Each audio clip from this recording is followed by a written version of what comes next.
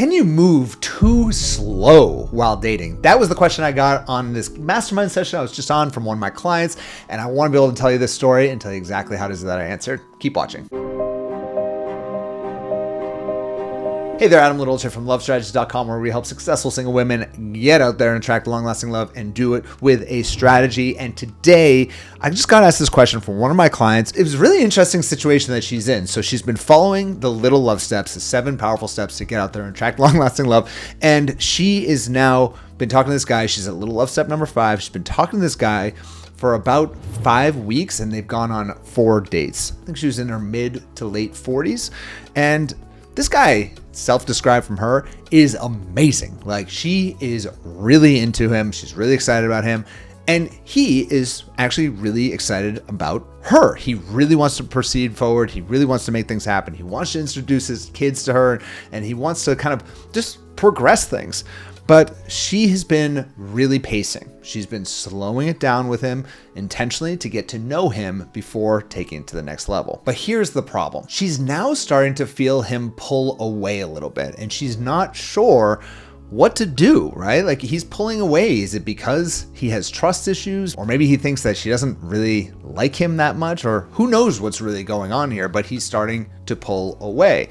So I explained to her that in little love step number 5, what it is that we do is we teach to slow it down when you are dating and really give it some time before we fully invest our emotional energy into someone, before we get into an exclusive committed relationship with someone, and certainly slow down before we move in with someone or even introduce them to our children. But here's the thing.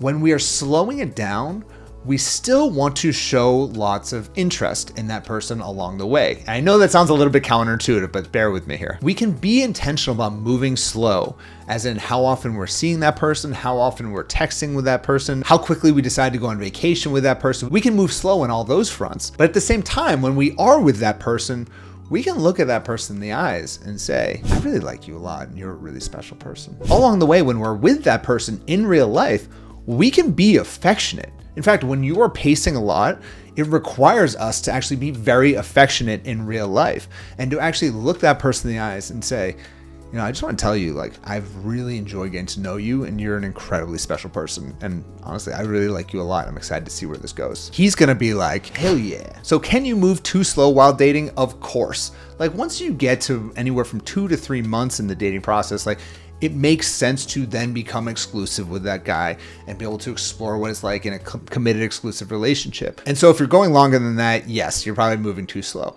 But most of the time, people move too fast. And so I do recommend moving slow, being intentional before just diving in headfirst into a relationship and just seeing where it goes.